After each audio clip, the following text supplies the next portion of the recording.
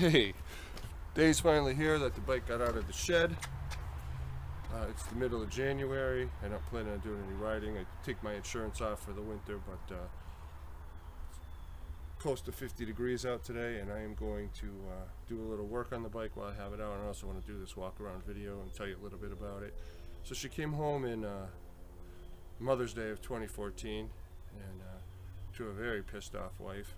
She was not so much mad about me getting the Mother's Day present, but about me trading in my second Harley for this. And I had two Dynas, and they just didn't fit me as this one does. And after riding it, I just loved it and had to have it, and that was going to be that. So, better to ask for forgiveness than permission, or however that goes. The bike's previous owner had painted a bunch of very feminine pinstripes on it, and the first process was to figure out a way to get those off. And I learned quickly that the professionals actually use Easy Off oven cleaner or some such thing like that, and I went ahead and did it. It was a real ball clincher, but I did it years ago. It took the pinstriping off with a little elbow grease and thyme, and cleaned it up very nicely and got rid of all that ridiculousness that was on the bike. I mean, he had it covered, or she had it covered, I don't know. Tops of the bags, tops of the tank, fenders. The fairing was loaded with it, even the back of the bags. The pinstriping was everywhere. So that got cleaned up, and I was on to doing a little bit with the performance. I didn't want to do much. I really didn't want to spend a lot of money on the bike. I really couldn't because, I probably would have been killed for doing that. But I did put one of those Cobra tuners on it. I punched out the exhaust because the exhaust on a stock Victory Cross Country sounds like a sewing machine, literally. You can hear the engine valves over the exhaust. It's very, very weird. It's not the right sound for the bike. And I threw in a Stage 1 filter, and that's how I drove it for the first year.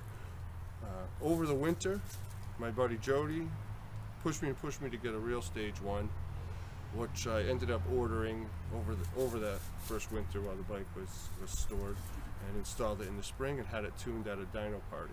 Now, what the Stage 1 is for Victory, as most bikes, is an high-performance air filter, which I use Lloyd's, open exhaust, which I used Miller's at the time, and also an adjustable timing gear to add advance, which supposedly helps these bikes, and I guess on most they do, but on this one that wasn't quite the case. Anyways, that's what I installed as the first major upgrades, and had it done at a tuning party at Mom's of Foxborough, and it was all great. But two things happened that second year. First, I took the bike on a long highway trip and realized that there was a real problem with the buffeting. I had put a taller windshield on. I forget which one it is. I think it was the Victory Flip windshield. But the buffeting from underneath the fairing was insane. It actually rattled my jaws, ripped my glasses off. It was very uncomfortable to take this bike on the highway over 70. And as the summer, as we came into the warmer weather, I noticed that the bike was cooking me to the point where it was unrideable in like temperatures in the 80s and 90s. It was actually insane. I had ended up with scalding on my legs. It was so bad. So for a couple months, I played with what could be the problem. We tried all kinds of things, and just to cut a long story short, it took 2 years, and finally I had to rip all the performance stuff out and replace it with, get it back to basically stock, and put everything back slowly. And I realized that this bike did not like the timing advance. I had it set to +4, which is like the standard thing that Victories use, that Victory Cross Countries use, and oh my God, that was what was causing the heat. And over that time, I had gone through a couple iterations of different types of buffeting control, and what happened most of the time was that I put something on that would control the buffeting, and it would cause insane amounts of heat to come out of the engine. So This year, or should I say last year, last riding season, I finally got things ironed out. Now I'm going to take a little pause here and take you around the bike, show you first some of the performance stuff, and then some of the comfort stuff, and that's it. I'm going to do a little work. I'm going to put a switch in for the headlight while I got the bike out, and clean the air filter since I didn't do it last year. And that will be that. I'm going to put it away in the shed over there again for another couple, hopefully a month or so, and then riding season can get started. And we'll get some great videos from the road. Alright? See you in a minute.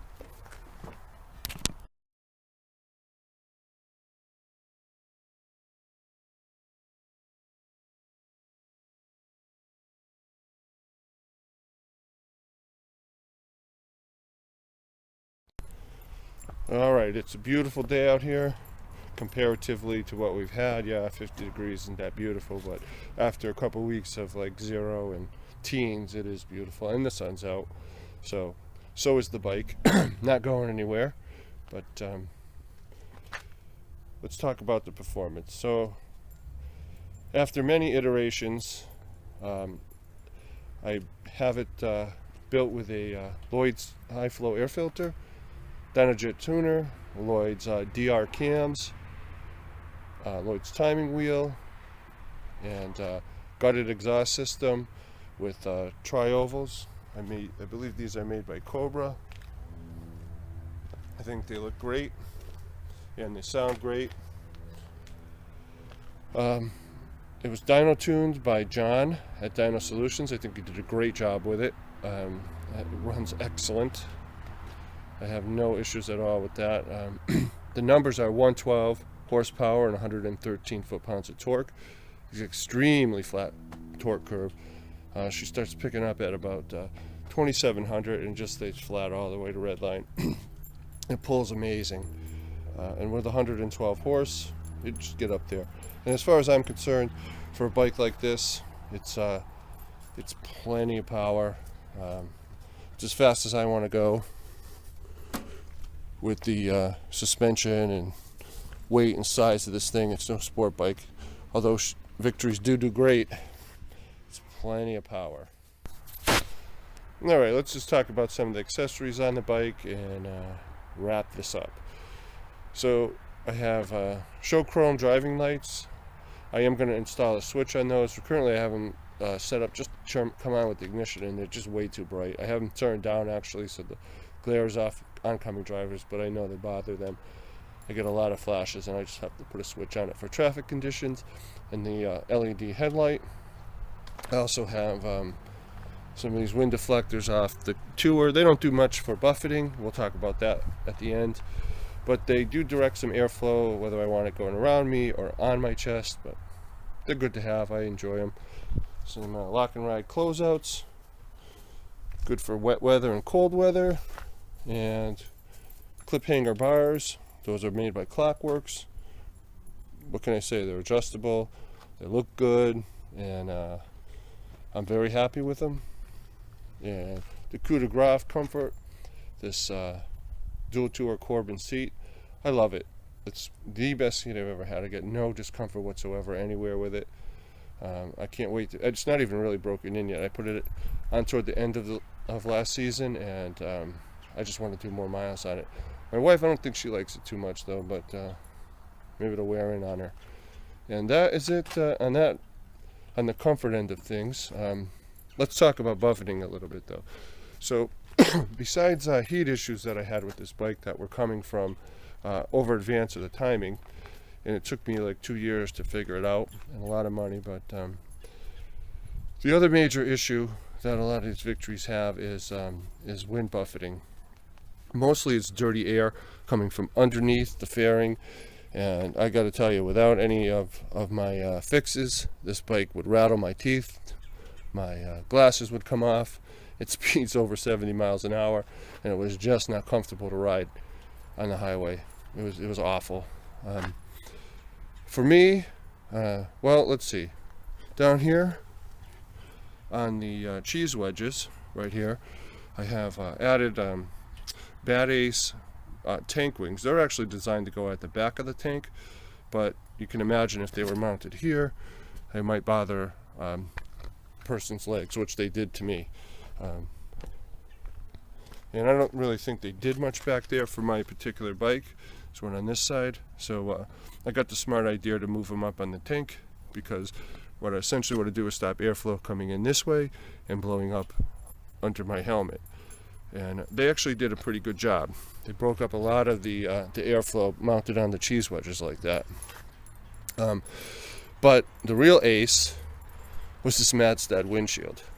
I used to have an 11-inch wind vest, and it did okay, but not great. I still had a lot of buffeting issues. I still got a lot of smack off the top of my helmet, and putting this even 9-inch Madstad on was the icing on the cake. This bike has very, very little buffeting. I have to get up to speeds that I don't normally travel at and don't care to travel at, like over 100 to feel anything. And it's also adjustable. It has a couple inches of movement up and down, which, if I'm on the highway, I can pop it up and just have a nice little clean pocket of air. And I have to say, after, 4 years of ownership, I finally have the bike exactly like I want it. And she does have about 50,000 miles on it. And I tend to put on 11 to 12 a year.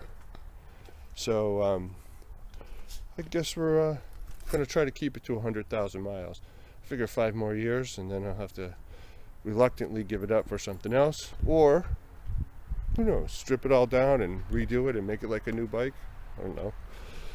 We'll see what's out. We'll see we'll see how the spirit moves me. And there's Bella out there. I'll just add her to the video. I don't know. Sit up, girl. Isn't that weird how pit bulls sit like that? It's the strangest thing I ever saw. Snug's been doing it since she was a puppy. No explanation, and she won't tell me why. Alright. Paying out. See you on the road.